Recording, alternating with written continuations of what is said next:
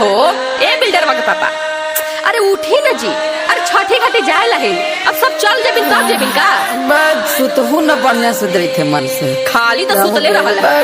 अरे साल भर के परब आवे है हो, उठबा हुन खाली सुतले रहबो। ठीक है तो चल आओ।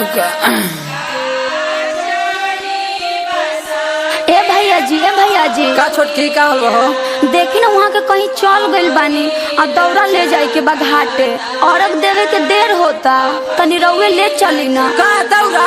हाँ तब का जी भैंसुर जी दौरा उठा लीजिए, छठी माई के घाटे पहुँचा दीजिए। भैंसुर जी दौरा